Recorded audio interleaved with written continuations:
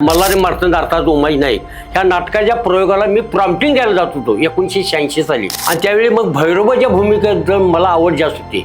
म्हणजे मल्हारी मार्तंडाचा साथीदार भैरोबा त्या नाटकाचं मला डायलॉग जास्त पाठांतर झाल्यामुळे ते नाटकात मी कवा जाईन असं मला वाटत होतं. आता ह्या मोबाईलमुळे किंवा टी व्हीमुळे लोककला नाही तर पावत चालल्या.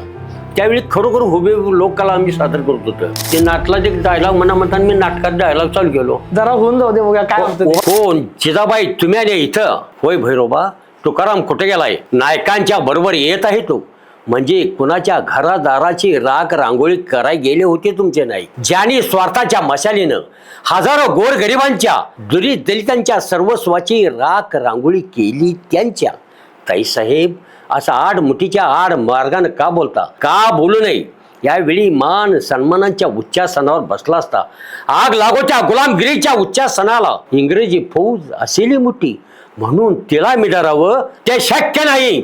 महाराष्ट्रानं का शेळपटांना जन्म दिलेला नाही तर स्वातंत्र्यासाठी सर्वस्वाचा होम करणाऱ्या नरशुरांची कर्मभूमी. मराठ्यांच्या स्वराज स्थापनेचा पाया छत्रपती शिवाजी महाराजांनी अटकेवर घातला आणि त्यावर पेशव्यांनी सुवर्ण कळत त्याचेच नेकदार मी पायी खाऊ. वा वा वा क्या बात आहे क्या बात आहे. मंडळी जुने कलाकार जुनी मंडळी जुनी लोक बघितलं की कसं भारी वाटतंय. लहान मुलांना असेल किंवा आपल्याला पण कधी झोपताना जुन्या गोष्टी लावून युट्यूब लावून झोपायला आवडते. मग तसंच जुन्या गोष्टींच्याकडे वळण्यासाठी आजच्या पॉडकास्टमध्ये आपण एक अशा माणसाला किंवा अशा एक व्यक्तीला इन्व्हाइट केलंय की फक्त ते जुने नाही आहेत तर ते जुने कलाकार आहेत. आणि आपल्या महाराष्ट्रातच आपल्या कोल्हापुरातच आपल्या इचलकरंजी जवळच रुई या गावामध्ये सध्या ते राहतात. तर नाभिराज अण्णू हुल्ले असं त्यांचं नाव आहे. सगळ्यात पहिला नमस्कार. नमस्कार. कशा आहात तुम्ही? एकदम ठीक. ओके तर आपण तुम्हाला बापू म्हणूया. बापू म्हणते चालेल का? चालेल चालेल. मळ्यात वगैरे काय म्हणतात तुम्हाला? चालेल चालेल. मळ्यात वगैरे काय म्हणतात?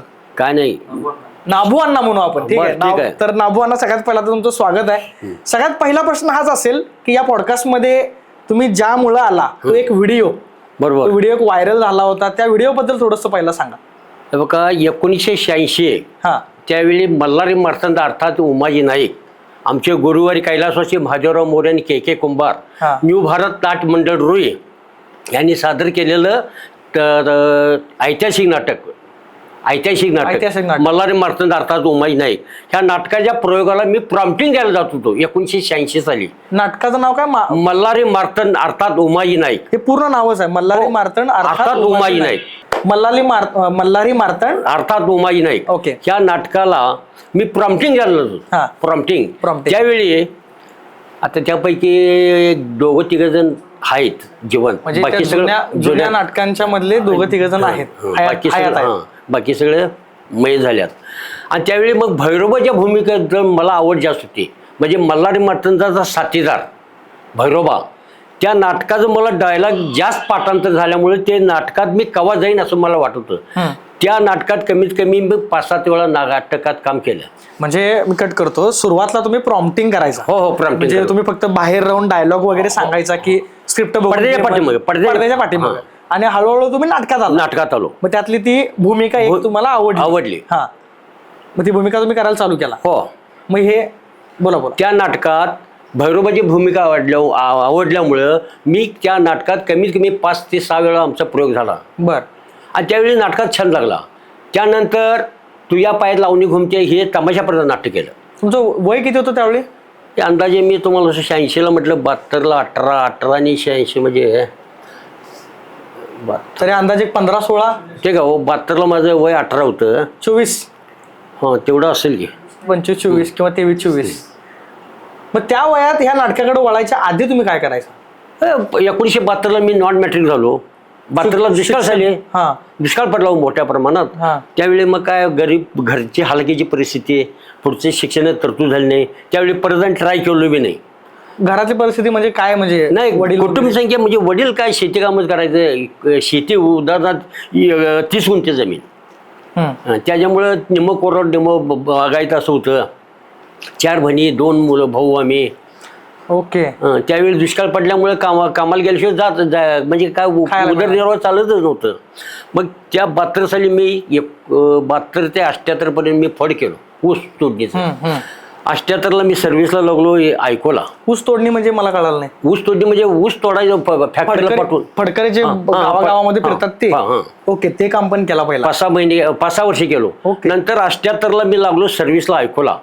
तिथे एक 7 वर्षे 8 महिने ऐकोची सर्व्हिस केली. त्या सर्व्हिस मला मानना दिलो सोडून. परत आणि 2-4 वर्षे लावण्या म्हणजे ऊस तोडलो. नंतर मग खंडित कामं चालू केली. मग त्यानंतर हळूहळू तुम्ही नाटकाकडे कोण घेऊन गेलं मामा तुम्हाला पहिला? इच्छा काय झाली, आमचं चुलते होते धनपाल पोलीस शिपाई म्हणून रयत शिक्षण संस्थेत. त्यांनी त्या के कुंभार संस्थापक अध्यक्ष न्यू भारत नाट्य मंडळचा, ते के कुंभारला काय म्हटलं त्याने, आमचे 2 भाऊ म्हणजे पत्नी मी आणि महावीर उल्ले, त्या दोघांनी मला त्या नाटकात पाठवून देतो आणि मला आल्यावर विचारलं नाबू तो नाटकात काम करायला पाहिजे. जातो म्हटलं जात्या. त्यावेळी महावीर उल्ले पाटलाची भूमिका केली आणि मी स्वतः नागराज जोल्ले भैरोबाचे काम केलं. तेव्हा म्हणजे कसं किती लोक वगैरे किती असायचे नाटकाला तुम्हाला तुफान गर्दी असायची नाटकाला. कारण आता काय झालंय, आता ह्या मोबाईलमुळे किंवा टीव्हीमुळे लोककला नाही तर पावत चालल्या. त्यावेळी खरोखर हुबे लोककला आम्ही सादर करत होतो. आलं का लक्षात? आता प्रश्न एक मी नंतर लिहिलाय काय, पण आता तुम्हाला ते आता मुद्दा निघलाय म्हणून विचारतो. आता कसं झालंय, पिक्चर आता टॉकीला बिकीला जाऊन बघायला लागतं, मोबाईलला आता सगळे पिक्चर येते. बरोबर. तुम्हाला काय वाटतं की ह्याच्यामुळे नाटकाचं जरा कमी झालंय किंवा असं काय वाटतं? हो, ह्या मोबाईलमुळे आणि ह्या टीव्हीमुळे नाटकाची किंवा लोककलेची परंपरा कमी होत चालल्या. बरोबर. मग आता नाटकाला वगैरे जास्त लोक नसतातच. आणि 5 पैसा 8-9 महिने आम्ही जागरण करून प्रॅक्टिस करायचं, तालम्या घ्यायच्या आणि 100-500 लोक यायच्यात. हो, आताच्या तरुण पिढीला नाटक नको आहे. आलं का लक्षात? खरंय. आपण मगाच्या विषयावर येऊया की तुमचा तो व्हिडिओ जो व्हायरल झाला होता इंस्टाग्राम वाजता, त्या व्हिडिओवरती आपण बोलूया. बरोबर. त्या व्हिडिओ बद्दल सांगा, काय नेमका होता व्हिडिओ तो? मी व्हिडिओ म्हणजे मजल्याला मी पाईपलाईनच्या लिकेज काढायला चाललो होतो आणि ह्यांचं आमच्या दोस्ताचं हॉटेल होतं रुई फाट्याला. आणि सहजाशी काय मला माहिती नव्हतं, काय नव्हतं, मटेरियल बांधलेलं होतं, थंडी दिवस. आणि ह्यांनी केव्हा काय ते मोबाईल लावलं होतं मला काय माहिती. नाटकाला एक डायलॉग म्हणताना मी नाटकात डायलॉग चालू केलो. जरा होऊन जाऊ दे बघा काय होतं. उभा राहून राहू दे काय, असं बसूनच करा. कोण जिजाबाई तुम्ही आले इथं? होय भैरोबा. तुकाराम कुठे गेलाय? नायकांच्या बरोबर येत आहे तो. म्हणजे कुणाच्या घरादाराची राख रांगोळी कराय गेले होते तुमचे नाईक, ज्यांनी स्वार्थाच्या मशालीनं हजारो गोरगरिबांच्या दलितांच्या सर्वस्वाची राख रांगोळी केली त्यांच्या. ताईसाहेब, असं आडमुठीच्या आड मार्गानं का बोलता? का बोलू नये? यावेळी मान सन्मानांच्या उच्चासनावर बसला असता. आग लागो त्या गुलामगिरीच्या उच्चासनाला. इंग्रजी फौज असेली मोठी म्हणून तिला मिडारावं ते शक्य नाही. महाराष्ट्रानं का शेळपटांना जन्म दिलेला नाही, तर स्वातंत्र्यासाठी सर्वस्वाचा होम करणाऱ्या नरशुरांची कर्मभूमी. मराठ्यांच्या स्वराज्य पाया छत्रपती शिवाजी महाराजांनी अटकेवर घातला आणि त्यावर पेशव्यांनी सुवर्ण कळत त्याचेच नेकदार मी पायी खाऊ. वा वा वा, क्या बात आहे. मस्त. म्हणजे हे आता लाईव्ह बघितल्यावर एवढं भारी वाटतंय. त्याला एखादं बॅकग्राऊंड म्युझिक वगैरे लावलं तर. कॅमेरा चालू आहे का? असू दे तुम्ही बोला. नाही, प्रत्यक्षात जर आता अभिनय ड्रेस असतं की नाही, अंगावर काटो उभा राहायला पाहिजे माझ्या भाषणाला. क्या बात आहे. व्हिडिओ व्हायरल झाला त्यानंतर जरा जास्त लोकांच्या पर्यंत पोहोचायला लागलं. मग आता आपण जरा मगाच्या विषयाकडे जाऊया की बाबा तुमचं लहानपण म्हणा किंवा नाटकात गेलेला, तुम्ही मगाशी म्हटलं की बाबा काही लोकच आहेत सध्या किंवा आता बाकीचे लोक नाही आहेत. बरोबर. मग ती त्यांच्या बरोबरच्या आठवणी काय आहेत का? किंवा तुम्ही किती जण असायचं नाटकाच्या प्रॅक्टिससाठी किंवा कसं असायचं? मल्हारी मठण नाटकाला एकूण 13 पात्र, शिपाई अधिक ते भैरोबाचं किंवा ते मल्हारी मठण साथीदार, असे एकूण 13 पात्र आणि त्यात 2 लेडीज पात्र, एक मुरळी म्हणून आणि एक जिजा म्हणून उमाजी नायकाची भण, ही असे एकूण 15 कलाकार होते. मग प्रमटिंग इतर वगैरे ते वेगळं आहेत. मग त्यावेळी कालानंतर आमचे गुरुवारी कैलासवासी महादेवराव मोरे आणि के कुंभार यांनी काय म्हटलं, ज्यावेळी मल्हारी मठण पुणे जिल्ह्यातील भिवडी गाव आहे, त्या भिवडी गावात माझं एक त्या नाटक होऊ दे त्या गावात जन्मभूमीत, असे गुरुवारी माझे महादेवराव मोरे काय म्हणत होतं. आम्ही ते काय साल आठवना, त्यावेळी मी असेल अंदाज, त्यावेळी आम्ही नाटक करून आलं. त्या नाटक करून येताना आमच्या त्या गुरुवार्याला सासवडपासून 360 ताप चढला. सलाईन लावून तसं ते कार्यक्रम केलं काय तर म्हणजे निमशिम केलं. मूळ भूमिकाच होती मल्हार बरोबर मर्तंडाची. बरोबर. त्यावेळी आजार खात्यात त्यांनी काम केलं आणि नंतर 15 फेब्रुवारी ते 15 दिवस आल्यानंतर मयत झाले. काय सांगालाय त्यांच्या बरोबरच्या काय आठवणी तुमच्या? आठवणी काय तुम्हाला सांगू काय, मी 1972 पासून मला तिसरा भाऊ मानत होतं. आलं का लक्षात? त्यांनी लिंगायत मी जैनाचा, पण मला तिसरा भाऊ मानत होतं. पण त्या पद्धतीने मी वागलो बी आणि अखेरपर्यंत मी त्यांनाशी साथ देत गेलो आणि मला भाऊ मानत होतं. त्याने मेन भूमिका करायची. हो हो मन मेन. आतापर्यंतच्या प्रत्येक प्रयोगामध्ये त्यांनी मेनच भूमिका केली. शेवटच्या एका प्रयोगाला नाही बा, 2017 साला सुळकुलला केलो. त्यावेळी तेवढं मतून मय झालेलं होतं. त्याच्यात चुलत भावानं वासू मोऱ्यानं काम केलं. त्यांचं नाव काय होतं पूर्ण? महादेवराव शिवराव मोरे. ते पण तुमच्या बरोबर नाटकात हो, हो, असायचे. मग अशा अजून काही सवंगडी म्हणा किंवा जवळची मित्र मंडळी असे कोण? जवळचे आता त्यांचाच वारसा चालत आलाय. कलिशा कुंभारचा मुलगा म्हणजे राजाराम कल्लाप्पा कुंभार, त्यांनी आता चालू केले. मी त्यात चालू 2 नाटकात मी काम केलो नाही. एक मागच्या 2 वर्षाच्या पाठीमाग पोटारे 2 आणि खुनी कोण हे नाटक झालं, मी काही गेलो नाही. आणि चालू बी आता नाटक चालू आहे. घुंगरात गुंतला रंगला पाटील म्हणून तमाशा. घुंगरात रंगला पाटील. काय बात आहे, नाव भारी आहे. तर मला त्यातली भूमिका आहे जरा होती चांगली, पण कुठली भूमिका द्याल ते हार्बा म्हणून धनगरच काम आहे. आणि मला वाटतं पाटलाची भूमिका द्याल. नाही, पाटलाची भूमिका आमच्या चुलत भावाने केलाय, भाऊने केलाय. अगदी बरोबर. मग मला आमच्या माहुरुल्याला पाटलाची किंवा सावकारीची भूमिका कायम त्याला देतात. तसे गडी भारदास आणि जरा त्या पद्धतीचा माणूस. मला अजून एक सांगा. मूळचं गुण पाहिजे. बरोबर बरोबर, मनापासून यायला पाहिजे ना भूमिका करण्यासाठी.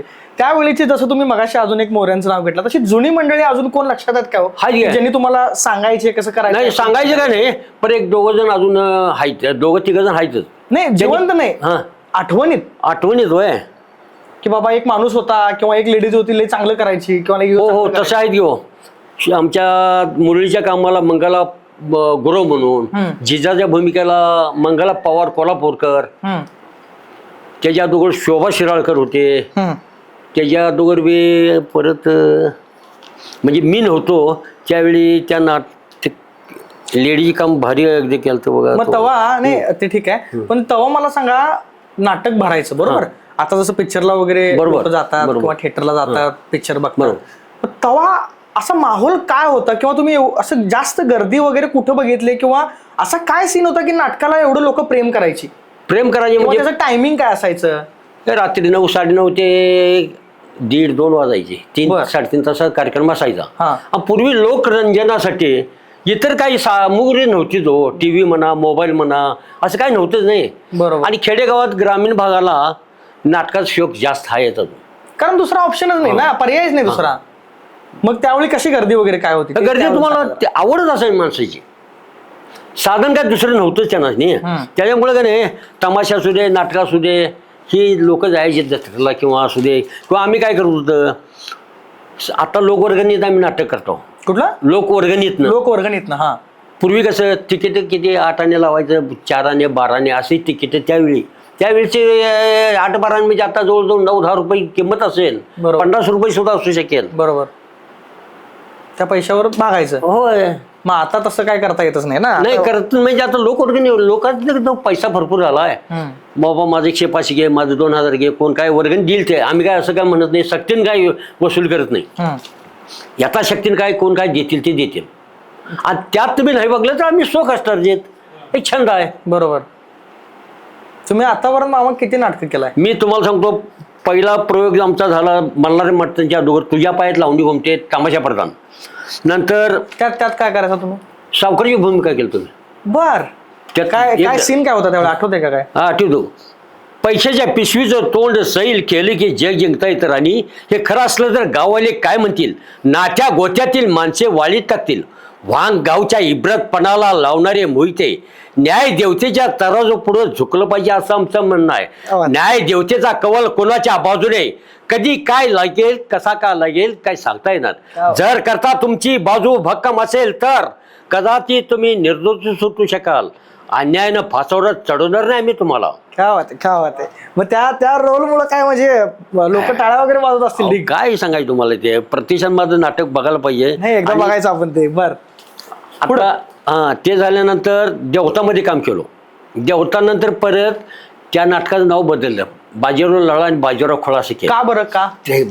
ते म्हणजे पब्लिकांनी वाटायला ते नाटक तोच आहे तोच नाही, फक्त नावात बदल केलं, हा. स्टोरी सगळी एकच. राजकारण व्हायचं तिथं पण. बर बर बर. त्या पार्टीत ना त्या पार्टीत हा. हेच घे. नाव फक्त बदललं. हा नाव बदल. पुढं. नंतर देवता केलो. हा. देवता नंतर केल्यानंतर 24 डिसेंबर 21 सालाला आमच्या गावचा लेखक अजिंक्य चव्हाण लिखित हम्म, वारणेचा वाघ अर्थात सत्तू भोसले हम्म. ह्या नाटकात मी ज्ञानबाद धिसाडेच काम केलो. ते भाता वगैरे ते स्टेजवर आणून हुबे भाता घन हातोडा छद्दी सगळं ओरिजिनल त्यात ज्ञानबाद धिसाडेच काम केलं. ज्ञानबाद धिसाडे म्हणजे काय, सत्तू भोसल्याचं गुप्तचर त्यावेळी काडतूस तलवारी बंदुक्या करून द्यायचं म्हणून मी ते काम केलं. बर. हं. मग तेव्हा तुम्ही तलवारी बिलवारी खऱ्या वापरायचा? अहो मी नाटकात दाखवलं नाही नाही ते. मग खरं त्या टाइमला. हो, हो. आता कसं सरकारनं बंदी घातली, तलवार बरोबर, बिलवार बरोबर. दाखवू शकत नाही. बरोबर. तलवार आपण स्वतःजवळ ठेवू पण शकत नाही. बरोबर. मग तवाच्या काळात तलवारी बिलवारी खऱ्या असायच्या काय? मी हो बरोबर आहे. मी आता बंदुकीचं 2 लाकडी बंदुकीचं तोंड ठेवलं होतो. हा. ते काय होतंय, सत्तू भोसले म्हणजे ह्यो ज्ञानबा सत्तू भोसले वारणेचा वाघ तो म्हणतोय ज्ञानबा मला बंदूक पाहिजे. अरे ते कशाला बाह्य म्हटल्यावर पाहिजे. आता तर झालंच, माझा जोडीदार असतो पेराजी. हा. पेराजी सत्तूला 2 बंदुका दे. त्यानं पोत्याच्या खालनं देतोय बंदूक काढून 2 लाकडी बंदूक. हा. आता तर झालं समाधान. पण झालं तर काय झालं यार, ही बघ ही शाबान दिलेली म्हणजे शाबास. अरे काय रे हे तुझे पाठच फोडल्या. अरे कोडं सुटायचं कसं? अरे कोडं सुटलं तर ज्ञानबा या बंदुकीनं कोडं सुटेल असं ते नाटक. नाटकाचं नाव होतं. त्या वाद आहे. नाही, प्रत्येक भूमिका अशी लक्षात ठेवाय मागचं म्हणजे काय, हो, माझी स्मृती. औषध बिषध काय असं? मी तुम्हाला सांगू औषध नाही. मी 1964 सालाला तिसरीची कविता पाठांतर आहे अजून मला. हा. स्मरणशक्ती जास्त आहे. हा. मी आता पुस्तक जर घेतलो तर 15 दिवसात मी पूर्ण पाठांतर करू शकतो. मी माझं भाषण दुसऱ्याच गाणे. शाळेत पण असं हुशार? हो हो हो हो. गणित तर हुकम्या कामात असतो ना, तर मग मजा का. क्या बात आहे त्याच्या मारे. तुमचं गणित- शिक्षण किती झाले म्हटलं बाबा? जुनी 11वी झाली बघा, नापास झालोय जुन्या 72 ला. 11वी. म्हणजे शेवटची बॅच होती 11वी. त्यावेळी. होय.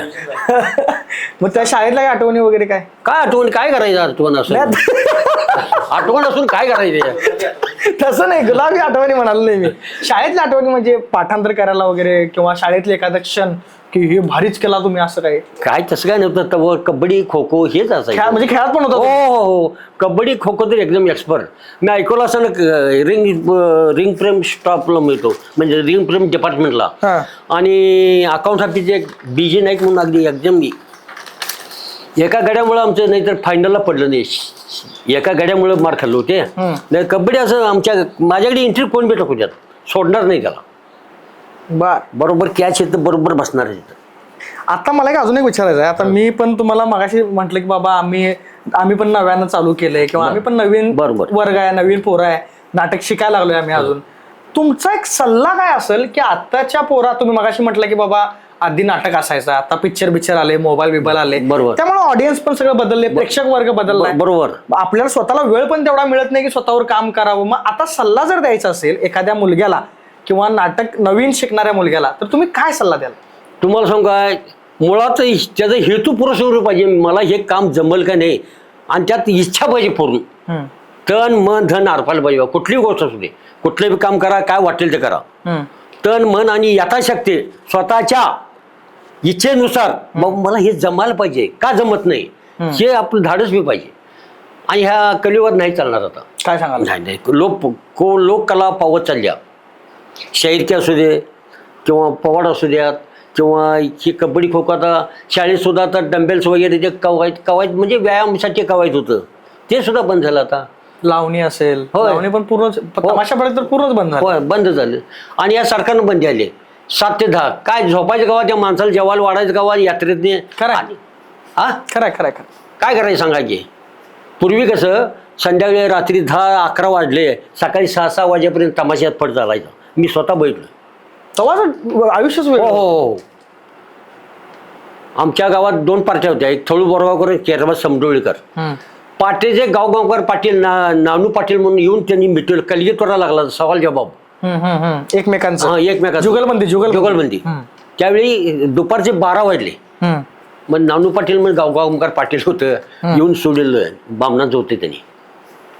एकमेकाचं जरा बरोबर. समोपचारण करा पाहिजे की. तेव्हाचा खर्च काय होता एखाद्या नाटकाचा? म्हणजे एक नाटक करायचं आपल्याला, समजा तुम्ही रोहित आहे, हो. आपण एखाद्या गावाचं नाव घेऊया की समजा तुम्हाला जाऊन सांगलीत नाटक करायचंय, तर मग ठराविक असा खर्च काय असायचा नाटक? आम्ही काय करत होतो म्हणजे काय, मानधन काय दिलं तर तो ठीक, तर लेडीज खर तुमचं साऊंड सिस्टीम स्टेज वगैरे तुमचं तुम्ही बघा. तेच किती असायचा अंदाज? आम्ही आता सुळकोटला केलो 2017ला 15,000 फक्त आम्हाला उठून दिलं होतं. आम्हाला 1 रुपया सुद्धा काही सुद्धा नाही. आणि त्या काळात ते काय आठवते अंदाज एक? नाही, त्या एक वर्षाला नाटक गावातच करत होते, परगावाला कुठं कोण घेत नव्हते. बर, गावातच बाहेर जाणं काय तेव्हा भाग्यच नाही, नव्हतं. काय नव्हतं. मग शेती वर्गातली सगळी नोकरपेशा काय कोण नव्हतं. दिवसभर शेतीच काम करायचं, रात्री 9 वाजता तालमेल जायचं, पाटच ओटायचं आणि आउटकाडे आणि शेतीच कामं. घरातली मग रागाला यायची, जागरण करू नकोस असं तसं. कोण ऐकतंय? खरंय, कोण आता तर कोण ऐकतंय? आता तर सोडा. आता सांगितलं की मी सांगितल्यावर का नाही तुम्ही हसणारा. सांगा की. या कलियुगामध्ये सत्य बुडाले असत्याची फेरी आणि पतिवर्तीचा धर्म बुडाला मदनमत झाल्या नारी. कळालं जरा? जरा फोडून सांगा, आम्हाला समजेल असं सांगा. या कलियुगात खरोखरच कलियुगामध्ये सत्य बुडाले असत्याची फेरी आणि पतिवर्तीचा धर्म बुडाला मदनमत झाल्या. वा, आता कळालं. बरोबर बरोबर. आईला आई म्हणणार, खरंय, भाण्याला पण म्हणणार, काय शाळेत जातो म्हणायचं. आता काय जास्त बोलणं आहे काय? खरंय खरंय खरं. काय करायचं सांगा. हे तर ते सत्य घटना सांगू. सांगा की. पंजिंगेच्या पलीकडच्या बाजूला पश्चिम बाजूला एक वेळू म्हणजे वासू तोडायला मिळतो. बर. आज शनिवारी शाळा होते. त्या मॅडमनं 11ला घरी जायचं नाही, शाळा सुटल्यावर 11:30 वाजता 5-5 वाजेपर्यंत त्या बॅटावरती बोलत बसायचं. काय शिक्षण करायचं सांगा. खरंय. हां, सध्या कुठं काय गोष्टी करायच्या ते काय त्याला बी लिमिटेड आहे. कुठल्याही गोष्टीला काय बी असू दे. बरोबर बरोबर आहे, बरोबर आहे. कुठली एक संस्थाकडे लिमिटेड किंवा मर्यादित शब्द असते. मी जेवलो त्याला मर्यादित पाहिजे. क्या बात आहे. मी काम केलं मर्यादित पाहिजे. काय लिमिटेड शब्द पाहिजे बघा. बरोबर बरोबर बरोबर. मी आता मागाच्या विषयावर येतो. पाठांतरचा तुम्ही जो विषय काढला की बाबा तुम्हाला पुस्तक बघितलं की लगेच पाठ होतंय किंवा सगळं पाठ होतंय, त्या टेक्निक काय आहेत काय? किंवा आता जर नवीन मुलग्याला सांगायचं झालं की बाबा एखादं पात्र आहे किंवा एखादा धडा आहे तो लक्षात राहायलाच पाहिजे, त्यासाठी काय करायला पाहिजे आपण? पूर्वीचं म्हण आहे, लवकर निजे लवकर उठे, तया आरोग्य संपत्ती ज्ञान भेटे. पाटे उठणे, गार पाण्यात तोंड धुणे आणि चहा घेऊ दे किंवा काय दूध असेल ते घेऊ दे आणि अभ्यासाला बसायचं. ध्यानात राहणार, पाठांत एकाग्र चित्तानं नामस्मरण करा पाहिजे. एकाग्र चित्त पाहिजे. मग आता सकाळी उठायचं होतं नाही खरं? मी अजून बी 3:30-4ला उठतो. इशारा पाहिजे रोज रोज. क्या बात. आता काय बघा, आता माझं वय झाले 72. मग जास्त काम जास्त करेन त्याची जेवण कमी आणि मला झोप कमी. उलट आहे जगापेक्षा. हा, उद्याच्या याच्यानं जगापेक्षा माझं उलट आहे. खरंय. जेवण कमी झोप कमी. आज कामाला सांगायचं आणि नाबोल्यात माझं पाटे 4 वाजता मुहूर्त आहे. मी 3:30ला तुमच्या जागेवर असणार. कुठे बी असू दे, इचले कबनूर असू दे, रुई असू दे, कुठे बी. देव मानता? हा, देव तुम्हाला सांगू का, मी सगळं सर्व देव समभाव. एक जाता जाता एक विनोद म्हणून सांगतो. मुसलमान म्हणतोय देव म्हणत नाही आणि मराठा म्हणतोय मी अल्लाह म्हणत नाही. बरोबर. हे बघा, मुसलमान चावला देव, कपडा देव, मकान देव, वो देव, सब देव. आणि मराठा म्हणतोय अल्लाह म्हणत नाही. काका अल्लाह, मामा अल्लाह, ह्यो अल्लाह, त्यो अल्लाह. बरोबर. त्यांनी म्हणतात मशीद, आम्ही म्हणतो मंदिर, 2 का पत्थर एक आहे. क्या बात. त्यांनी म्हणतात बाळा रखे, आम्ही म्हणतो दाड्या ठेवले, 2 का मतलब एक आहे. त्यांनी नेसतात लुंग्या, आम्ही नेसतो धोतर, 2 का धागा एक आहे. राम रहीम एक आहे. दीपावलीत अल्ली गेला, रमजान मध्ये राम आला. क्या बात, क्या बात, क्या बात आहे. मस्त मस्त मस्त. मग तरी म्हणजे मग असं असतं ना की बाबा एखादी कला जोपासायची तर एखादा देव पाहिजे, देवाला मानलं पाहिजे, असं काय आहे का तुमचं? काय तसं नाही बघा, काय सुद्धा नाही. फक्त मांडल्यावर आपल्या ह्या इच्छेप्रमाणे त्यात तुम्हाला सांगू कुठली बी गोष्ट असते. मला सांगितलं तुम्हाला, तन मन धन अर्पायला पाहिजे बघा. हे काम माझं आहे. एखादी समजा एक नाबोलीचा मुलगा नाही तर 85% मार्क पडतोय, मला काय घाय होत नाही. मी 86% पाडा पाहिजे. आत्मविश्वास आपलं वाढलं पाहिजे. खरंय. मी 15 दिवसात ते 3 आठवडे भाषण पूर्ण माझ्याशी मतलब पात्राशी शब्द येणार. लेखकाने लिहिला आणि मग माझं पदर जायचं मला नाही जाणार. तिथं एखादी शब्द गावंढळ असेल, मुलगा किंवा पोरगा, लोक किंवा पोरगा म्हणत असेल, मुलगा म्हणणार नाही मी तिथं. पोरगा किंवा लोकच म्हणणार गावंढळ भाषेत. म्हणजे बरोबर आहे, हे नाटकाचं एक सूत्र आहे. खरंय की जबरदस्ती शुद्ध बोलायला जायचं नाही. खरंय खरंय. हा, म्हणजे ज्या पद्धतीने नाटक असेल त्या पद्धतीने. बरोबर बरोबर. आपलं परवा नान्य हत्तीचं प्रकरण तुम्हाला माहित असेल, हा हाय आहे. त्या गोष्टीवर तुमचं काय मत आहे का? अहो काय ज्याला राजकारण म्हणायचं होय त्याला, काय किती लोक आता काय केलं. आता काय मंगळवारी सुनावणी होती, काय असं पेपर लावलं तर मी ऐकलो. त्यावेळी ह्या इतर ह्याच्यात हे आमदार खासदार असू द्या, कोण बी असू द्यात, पण त्या आमच्या समाजाला त्यांनी आणून द्यायला पाहिलं असं मत आहे. बरं त्या हत्येमुळं तुम्हाला काय त्रास व्हालता काय होय? बरोबर आहे. पण ते म्हणतात की बाबा हत्तीला त्रास व्हायला. हत्येला कशामुळं? आता तुमच्या त्रास होत नाही. होय. बरं राहू दे. हे पाळीव प्राण्याला जंगलात आजगड चंदगड तालुक्यात रगडा तिकडनं आणून एखादी पाळकी म्हणाव त्याला. खरंय. अंबानीला खरंय. हा खरंय. आणि अजून एक काय की बाबा ते शेवटी मुक जनावर आहे, बोलता येत नाही. बरोबर. ते म्हणतात इथं त्रास व्हायला तर खरं त्याला बोलता आलं नाही, मग तिथं त्रास झाल्यावर बोलता येणार आहे काय? मग तिथं मग बोलतं केलं का त्या हत्येला तुम्ही? तेच महत्वाचं आहे. हा एक महत्वाचं अजून एक जनावर मुख जनावर आहे हे तर बोलत नव्हतं. तुमच्या झाल्यावर बोलायला लागले काय मला पाणी द्या, जेवण घाला बरोबर किंवा आहे. पोटाला गवत घाला असं काय म्हणत होतं काय? बरोबर आहे की. हा अजून एक महत्वाचं मामा, बर जर समजा असं एक देवकृपेनं किंवा असं काय जादूची कांडी फिरली किंवा काय झालं आणि तुम्हाला जर परत मागं जायचा चान्स मिळाला, तर अशी कुठली गोष्ट कराल? विचार करून सांगा. बर. अशी कुठली गोष्ट कराल जी तुमच्याकडनं झालेली नाही, तुम्हाला करायची होती, पण कर्मधर्म संघटनानं म्हणा किंवा तुमच्या घराच्या परिस्थितीमुळे बाकी सगळ्या गोष्टींच्यामुळे बरोबर ती झाली नाही, पण जर असं मागं जायला मिळालं तर तुम्ही काय कराल? पुरुषची जाणी येणार की मी. हो आता सुद्धा मला जर जेवण मिळेल अजून कुस्ती खेळेन मी. आता येईल काय ते? पण आलं तरी एखादी गोष्ट काय कराल? एखादं नाटक कुठलं तर जे करायचं होतं करायला मिळालं नाही, एखादा रोल, जसं तुम्ही भूमिका करणार घेऊ. कुठली भूमिका कराल? कुठली जिचेल ती भूमिका.